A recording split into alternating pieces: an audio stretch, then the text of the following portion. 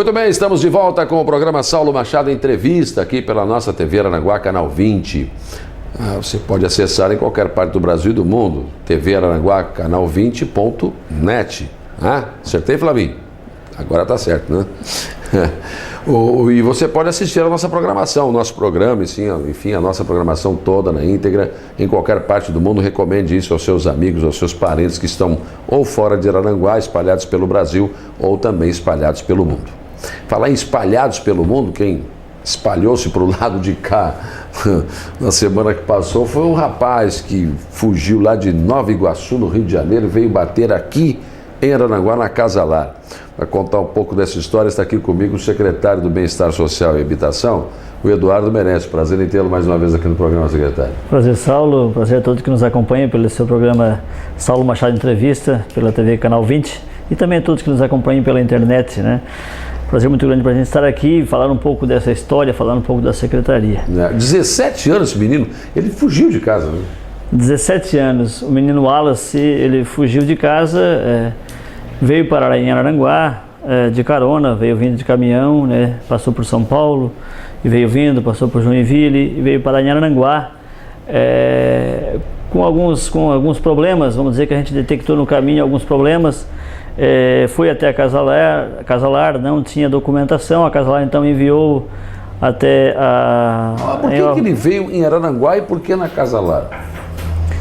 Na verdade, o menino Wallace, quando ele saiu ele fugiu de casa, depois nós detectamos essa situação, ele fugiu de casa com a finalidade de procurar algum lugar que ele tivesse, vamos dizer assim, eu conto a história pelo fato do relacionamento familiar, né? Uhum. O menino Wallace, numa família de 4 irmãos, ele passou por dificuldades com a separação. Foi o menino que mais sofreu a separação dos pais. Sim, sim. Tá? Ele sofrendo a separação dos pais, ele não admitia essa separação. E dentro da própria casa, a mãe, com esses filhos que ficou com eles, ela tinha um filho mais velho que o menino Wallace e o filho mais velho o irmão mais velho vamos dizer que eles se agrediam até fisicamente. Sim, sim. E esse transtorno familiar fez com que ele começasse a sofrer alguns distúrbios assim, de pressões, de medo, e fez com que ele, pelo medo, fugiu de casa. Então ele não se sentiu, não queria ficar mais em casa. Não queria ficar mais em casa. Ele saiu. Então o que ele montou? Ele montou uma busca de lugares, possíveis lugares que ele poderia estar passando. Ele podia passar a viver, no caso. Exatamente. E a busca dele era por cidades litorâneas, né? E ele foi fazendo essa busca e conseguiu chegar a Araranguá. Inclusive, depois que nós conversamos bastante com ele, inclusive ele já também tinha levantado a situação da divisa da fronteira do Brasil com o Paraguai, que ele pudesse também passar a ponte e ir para o outro lado do país. Mas olha só, ele queria sair do país, então. Na verdade, ele queria sair de casa e achar alguém que o acolhesse de uma maneira bacana, boa, com carinho. E aí ele teve sorte, acredito que ele teve sorte, a mãe teve muita sorte, que ele caiu na cidade de Araranguá, e que nós sabemos que Araranguá é uma cidade acolhedora. Verdade. E aí, a partir daí... E na Casa Lar ainda, por cima. Na Casa Lar, como ele não tinha documentação, a Casa Lar enviou ele para o Conselho Tutelar e também Ministério Público, que automaticamente é situações de vulnerabilidade que caem no CREAS, e o CREAS começa a fazer esse trabalho. Passamos quase 10 dias com o menino Wallace sob a nossa tutela. Dormia à noite no albergue e durante o dia ficava conosco sob a nossa tutela, e nós, inclusive, toda a situação de roupas que ele não tinha, de acompanhamento com os psicólogos, com os profissionais e com a própria equipe também, com a questão de almoço, finais de semana, plantão. Foi montar toda uma estrutura que nós ficamos com esse menino, porque nós conversamos com a promotora e ela disse que ela não tinha a segurança para colocá-lo na Casa Lar, por não saber se ele era de menor ou não. E aí ficou sob a nossa tutela e nós tivemos que montar uma estrutura de trabalho até que conseguimos detectar de onde ele veio. Agora, isso também nos contar uma situação complicada, porque vocês não têm estrutura para isso, né? Imagino como é que fizeram. Nós teve que se responsabilizar com isso. Não, nós não temos estrutura de, vamos dizer, nós não temos hoje em Araranguá uma casa de passagem. Exato. Nós não temos uma casa, um centro pop, que é onde fica o trabalho com moradores de rua, porque ele dizia que ele era morador de rua. Nós não temos isso hoje. Por enquanto não temos, mas acredito que nós estamos montando uma estrutura para isso. Mas só que nós temos a estrutura profissional. E essa estrutura profissional, no início, o que nós pedimos para a promotoria? Que ela achasse um lugar para que o menino Wallace ficasse e nós íamos tentar buscar as informações para localizar a família dele, para ver de onde ele veio. Era impossível que alguém no mundo ou no país existisse sem documentação e que ninguém o conhecesse. Que ninguém o conhecesse. Então nós precisávamos desse. Como a promotora não quis colocá-lo na casa lar por entender que não havia confiança por saber se ele era de menor ou não, que lá é um abrigamento de menores, então nós optamos então com proposta de deixá-lo no albergue à noite, ficar sob a nossa tutela durante o dia, e nós íamos trabalhando essa questão de tentar arrancar algumas informações, e foi aonde a gente conseguiu. Final de semana, como é que fazia? Era plantão, né? E deu assim, ó, e deu bem na época da geada negra, né? Deu bem na época da semana da geada negra, muito frio, e nós tínhamos que montar uma estrutura de plantão para a geada negra e também para acompanhamento do menino Wallace. E aí nós dividimos tarefas. Até meio-dia ficava um na companhia dele, com o almoço, à tarde ficava outra equipe, à noite ficava outro. À noite pegava e levava para o albergue. De manhã cedo, 7 horas da manhã, eu passei praticamente a semana toda eu indo fazer isso, né? De buscá-lo no albergue pelas 7, 7h30, todos os dias, trazia para a secretaria e a rotina começava tudo de novo. E no final de semana da mesma forma. Bem, aí o pessoal fez um trabalho maravilhoso, né? Foi conversando, foi ganhando confiança dele, né? Também são profissionais capacitados para isso, tem ali no CRAS, né? As nossas psicólogas, Saulo, elas fizeram um trabalho que se chama... no profissionalismo do psicólogo é o HTP, né? Ele acaba trabalhando a identificar a personalidade das pessoas. E esse teste ele é trabalhado com uma coisa muito bacana, que o menino também, depois na hora ele diz assim, ó, ele é um menino inteligente. Menino muito inteligente, muito respeitador, muito educado. A mãe ensinou isso para ele de uma maneira interessante. Nós até achamos, por ser um menino que foi para a rua, que ele tivesse a malandragem, mas ele não tinha a malandragem, ele era um menino muito respeitador. Claro que ele tentou forçar uma mentira para poder achar um lugar que ele pudesse ser acolhido com muito carinho. Elas fizeram esse teste, o HTP, e aí identificando a personalidade, ele trabalha com desenhos, e vai fazendo desenhos e vai falando da sua história. Ele cria alguns mitos, alguns personagens e vai fazendo essa identificação. E fazendo essa identificação, ele contou que ele seria alguém que tivesse um nome, ele inventou um nome. A partir daí, quando elas passaram a sexta-feira de manhã, nós estávamos na reunião de colegiado, na sexta-feira de manhã elas ficaram, as 3 profissionais, as 3 psicólogas nessa função, e quando eu cheguei à tarde, daí elas me deram o relatório de como foi feito, e aí eu fiz com que ele, eu mostrei para ele que eu já sabia da verdade, na verdade eu não sabia da verdade ainda, mas eu disse, ó, eu tenho toda a documentação, nós já sabemos tudo como é que tu é, mas eu quero ouvir de ti o teu nome e de onde tu veio. E aí ele meio que deu uma engasgada, ele estava muito emocionado, chorava bastante, mas daí ele entregou, ele disse que é Wallace da Cruz, natural de Foz do Iguaçu. Falou o nome da mãe completo. Foz do Iguaçu? Não, desculpa, Foz do Iguaçu não. Nova Iguaçu. Nova Iguaçu, no Rio de Janeiro. Falou o nome da mãe completo, o nome do pai. No mesmo momento nós já entramos na internet, já localizamos os irmãos, já localizamos por Facebook. Falei no próprio momento ali em seguida com a mãe estava muito emocionada, não conseguiu falar comigo. Ela achou até, no primeiro momento ela achou até que fosse um trote, porque fazia quase mais de um mês que eles estavam na busca desse garoto. E aí depois eu passei todas as informações, disse de onde é que era, disse que eu era a secretária que estava falando. E ela então partiu de lá na sexta-feira, chegou aqui no domingo pela manhã às 10h30 da manhã. 10h30 da manhã. E voltou às 3 horas da tarde. Daí eu imagino, né, eu vi a foto inclusive, né, que a assessoria mandou para o meu e-mail, do encontro do pai e da mãe separados, mas eles vieram os dois aqui buscar o menino, né? E desse encontro, eu imagino, né, para vocês que trabalharam esse tempo todo, o dever cumprido, né? No domingo pela manhã a equipe toda do CREAS estava ali na secretaria, ali no CREAS, esperando para ver esse momento, porque A gente criou um vínculo com esse garoto pelo fato de nós somos profissionais. E acabamos se envolvendo porque esse guri passou a maior parte do tempo conosco. E tudo o que nós pedimos para ele fazer, ele fazia. Ele acabou se envolvendo na questão da Geada Negra, na coleta de materiais das campanhas de agasalho.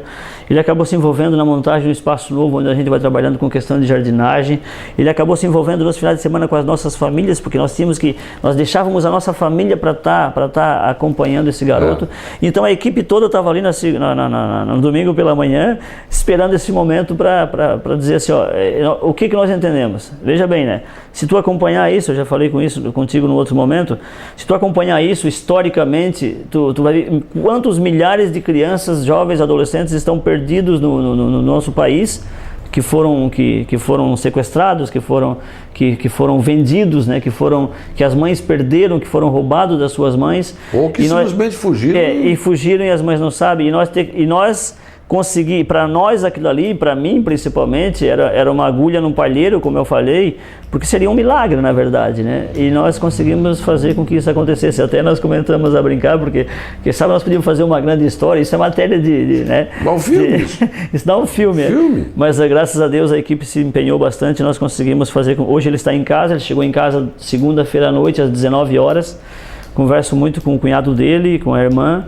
E ele já está em casa, nós já encaminhamos daqui um documento, e ele já levou esse documento, ela já soube que ele entregou, um documento para um acompanhamento psicológico lá na cidade, né? Ele faz parte ele faz um curso numa casa do menor lá em São Paulo, lá no Rio de Janeiro, e lá tem psicólogo, ele já levou essa documentação e as pessoas já estão tratando ele, e ele disse para nós, a família disse que ele está trabalhando para ser um grande garoto. Então, quem sabe, a partir daí, com esse acompanhamento, né, melhore esse relacionamento com o irmão, resolva-se essa situação e ele fique na sua casa, não tenha mais necessidade de fugir. Se bem que ele gostou de Araranguá. Gostou de Araranguá. Pode ser que volte, né? Mas a gente não fechou as portas, mas que ele venha formado, né? Que ele venha para cá. Claro. Porque assim, justifica, e eu quero dizer que o fato desse menino, ele era muito educado mesmo. Em nenhum momento faltou com respeito com os profissionais. E aí serve como um alerta para as nossas famílias, né? O que nós estamos fazendo nas nossas casas com os nossos filhos. Que às vezes não é nem percebido, né? Não é percebido. Por exemplo, essa situação, pai e mãe separados, quer dizer, não estamos a mãe longe. Trabalha, então o outro irmão incomodava. Não estamos longe disso acontecer. Nas nossas casas com os nossos filhos. Exatamente. Isso serve como um alerta. Fala um pouco dessa... Aliás, o Coutinho não gosta que se fale de geada negra, que não tem nada a ver com geada negra. Não era uma geada negra. Não. Deixa por um frio intenso essa coisa. Ficou bravo esse tempo aí que eu falei. Que geada negra, não tem nada de geada negra, isso é outra. Ele explicou lá até o que seria uma geada negra. Eu nem me lembro mais, né? Certo. Mas ele falou lá. Mas essas noites intensas de frio, né? Houve um alerta, inclusive, da Defesa Civil. A sua secretaria também fez um trabalho, né, com esse pessoal que fica nas ruas aí, né? Nós recebemos um alerta na quinta-feira da outra semana, né? Do governo do estado, na justificativa de que nós estivéssemos preparados, de que o município precisava estar preparado para um local que pudesse acolher e que tivesse um olhar profundo com relação aos moradores em situação de rua. E aí foi onde a gente montou essa estrutura, preocupados com aquilo que pudesse acontecer, e a gente fez com que a equipe também se envolvesse nesse trabalho. Agora, o albergue foi realmente parceiro, né? Eu quero aproveitar até o seu espaço aqui para fazer um agradecimento especial à diretoria do albergue. Porque nós podíamos fazer o seguinte, nós podíamos montar uma estrutura igual nós fizemos no primeiro momento, de deixar um espaço reservado para que lá fosse levado essas pessoas. Mas será que não era interessante então ser parceiro de uma entidade que já tem essa estrutura e que já faz esse trabalho? Então foi onde eu chamei a pedir permissão para o prefeito Sandro e para o Paulo Roberto, que é o coordenador, o diretor da Defesa Civil, para que eu pudesse chamar a diretoria do albergue e que conversasse com eles para ver o que nós poderíamos fazer com situação a essa urgência, a essa emergência sobre essa geada negra que estava se chamando pelo governo do estado. No primeiro momento que a gente fez o chamado, a diretoria do albergue veio até a secretaria, até o CREAS, nós fizemos um relato da situação, pedimos da possibilidade da parceria e aí então nós montamos uma estrutura coletiva com o albergue. O albergue ele tem uma capacidade hoje para 20 pessoas. Nós tínhamos 40 e poucos cobertores, nós tínhamos 40 e poucos colchões para essas ações de urgência e emergência, catástrofe, e então nós aumentamos o espaço do albergue de 20 para 30 pessoas, fornecemos alguns cobertores, fizemos a campanha de algumas roupas, doamos algumas roupas e paralelo a isso, um reforço na questão da alimentação e também na questão do plantão. A equipe nossa foi feito um acordo das 5 horas até as 9 horas da noite para acolher esse povo, ajudando a fazer a alimentação, também com o seu Ismael e com a dona Rosa, que são os caseiros lá do albergue, e também buscando alguns nas ruas. Esse buscar nas ruas, nós levávamos uma equipe com alguns cobertores. Para aqueles que queriam ir para o albergue, nós conduzíamos até o albergue. E aqueles que não queriam de jeito nenhum, nós então fornecíamos 2 cobertores e eles ficavam na rua. Fazia com que eles assinassem um termo de responsabilidade deles. Porque se acontecesse alguma coisa, a culpa seria do município. Claro, mas teve casos então que eles não quiseram ir para o albergue. Teve vários casos que eles não queriam ir para o albergue. Não, deixa nós aqui, nós já estamos acostumados. Nós explicava todas, eu sentava do lado deles, né? Eu sentava do lado deles, contava uma história, aqueles já alcoolizados, aqueles já... Aí fica difícil, né? Aí fica difícil, mas eu tinha que fazer o papel do... Né? Eu contava a história para eles e eles diziam que não, e nós quando não queriam, assinavam um termo e ficavam ali. Mas, Saulo, muitos daqueles mesmos alcoolizados, porque aí é que está o agradecimento para o albergue, porque tem regras. As regras do albergue das 6 às 21 horas, não pode entrar alcoolizado nem sobre o efeito de outro tipo de droga. E naquela semana, a diretoria do albergue, juntamente com a gente, fez com que essa regra fosse quebrada. Certo. E nós fornecíamos uma equipe de segurança. Nós ficávamos com o nosso profissional que dormiu uma noite, na outra noite, que foi a noite mais fria, e com mais gente, ficava um vigia da prefeitura e depois não precisou mais. Então essa estrutura, essa regra foi quebrada por conta disso. E alguns deles que estavam alcoolizados, nós pegávamos, colocávamos no carro e levávamos para o albergue. Exatamente, foi um belo trabalho também. Secretário, a sua secretaria é a Secretaria do Bem-Estar Social e Habitação. Secretaria de Assistência Social e Habitação. Né? Habitação, o que está sendo feito? O senhor, lá no início, disse que nós teríamos alguns projetos que estavam sendo encaminhados. Alguma novidade em relação a isso? Está bem encaminhado, nós devemos começar assim, agora há poucos dias, eu acho que aí no 30 dias, aí no máximo, final de agosto, começo de setembro, nós vamos estar fazendo esse recadastramento. Já estamos vendo os locais para poder fazer essa estrutura, as empresas já estão se habilitando para isso, juntamente com a Caixa Federal. Nós vamos fazer aí, eu acredito que, acho que no mínimo uns 200 projetos habitacionais para começar já esse ano as construções. 200 casas? Entre casas e pode ser também edifícios, conjunto habitacional ou apartamentos. Apartamentos? Mas o senhor já tem área? Não, nós estamos levantando algumas áreas, mas está praticamente já bem encaminhado aí. Eu quero, porque sabe que se eu disser as áreas, daqui a pouco a gente existe toda uma estrutura de logística que tem que montar, né? A gente tem que fazer conversas antes com associações, com equipe de trabalho. Isso é que me preocupa, porque teve um residencial que seria construído no Lagoão e a comunidade não quis. Mas a gente entendeu a situação da comunidade, porque uma das propostas do prefeito Sandro, juntamente com a gente tem acatado isso, é que nós precisamos pulverizar.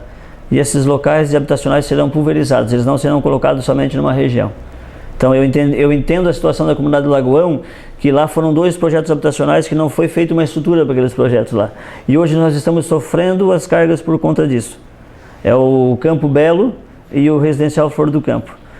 Muitas pessoas que ganharam esses projetos habitacionais lá, eles acabaram vendendo, eles tinham um termo de cessão de uso. Eles acabaram trocando por mercadorias baratas e sumiram de lá. E hoje eles querem se enquadrar num novo projeto habitacional. Então, eles acabam não sendo enquadrados por conta que eles já faziam parte, eles não podem. E aí, Saulo, a comunidade do Lagoão, na época, ela entendeu que esse tipo de projeto habitacional, de novo ali naquela região, não seria interessante. Então, a proposta do prefeito Sandro, juntamente com a gente, é de nós pulverizarmos em vários pontos da cidade esses projetos habitacionais. Mas esse que eu estou lhe falando era um projeto da Camille Guise. Não, mas eu entendo. Não era esse... Não, mas eu entendo.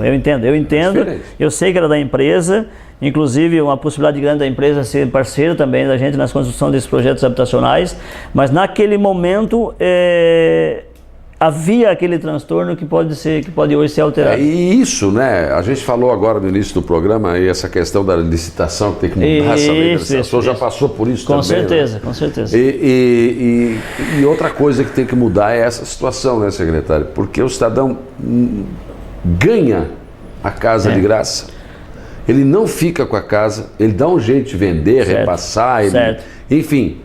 E não tem como proibir isso. Só que assim, Saulo, hoje no projeto Minha Casa Minha Vida, nós não vamos dar a casa de graça, tá? Nós não vamos dar. O projeto habitacional do Minha Casa Minha Vida, ele atende pessoas de até R$ 1.600 e poucos por mês, que daria de 0 a 3 salários mínimos, tá? Não ultrapassa isso. E essas pessoas vão pagar de 50 a 80 reais por mês. Elas vão pagar isso vai ser delas e elas vão ter que cuidar. A qualidade desses projetos que nós estamos cuidando é de excelência, né? São trabalhos excelentes. Então, assim, de qualidade, muita qualidade. O fato de ganhar de graça, às vezes, hoje, por exemplo, o pessoal do Residencial Flor do Campo não tem escritura. Eles não têm escritura daquilo ali. Aquilo é um termo de cessão de uso. Nós vamos tentar, de alguma forma, agora regularizar isso aí. Mas aqueles que perderam, que saíram dali, que venderam, hoje ainda tem gente vendendo. Existem muitas denúncias que nós estamos tentando, vamos ver de que maneira que nós vamos fazer isso. Porque foi feito um projeto de termo de cessão de uso, as pessoas que lá ganharam, grande parte deles não estão mais lá, por isso que nós não vamos dar de graça. Nós vamos fazer com que eles paguem de 0 a 3 salários mínimos, vão pagar uma quantia por mês. Então essas pessoas que venderam lá no Residencial Flor do Campo agora querem entrar nesse novo projeto aí? Só que eles não vão poder entrar. Mas eles estão tentando. Vão tentar, mas não vão conseguir. Mas eu acho que o cidadão... Eles não se enquadram mais nos projetos habitacionais. O nome deles já está lá. Me desculpe a franqueza, o cidadão que ganhou uma casa, né, e vendeu, trocou, ele não pode ganhar mais nenhuma. Não. De jeito nenhum. E assim, e aí tem casos, por exemplo, de pessoas que saíram, que eles foram tirados, vou dizer o Campo Belo, eles foram tirados de uma região que era região de risco. Tá? Eles foram para lá, para aquela distância, eles sabiam onde é que eles iam, que não é muito longe, é aqui perto da faculdade, é aqui perto da Divinéia, do campo do esportivo. Eles foram para lá, se desfizeram daquilo, foram morar de novo no lugar de área de risco e vêm pedir para o município para fazer ligação de água e de energia elétrica num local que não pode ser feito. Mas aí que está, o prefeito não pode ser bonzinho. E não pode agir politicamente. Não tem que ligar água, nada. Pois o cidadão não tinha nada, ele ganhou uma casa, ele vendeu e foi embora porque ele quis. E voltou para o mesmo lugar. E voltou para outro lugar que não tem infraestrutura, aí fica difícil. Nós não vamos poder fazer isso e as pessoas sabem disso. Nós estamos negando de nós não vamos fazer. Vocês estavam lá no local que vocês precisavam e queriam estar lá. Portanto, nós não podemos fazer nada. Agora, estava no local, o Residencial Flor do Campo, eu acompanhei a obra, a execução, a inauguração, estive na inauguração, entrei nos apartamentos, entrei nas casas. Uma casa excelente. Para quem morava na favela, meu Deus do céu, ganhar aquilo ali era um presente de Deus, presente dos céus. E aí a pessoa, né, parece que não tem amor às coisas, vende. Eu tenho acompanhado lá, Saulo, pessoas que estão morando lá, que estão deixando os seus locais assim, muito bons.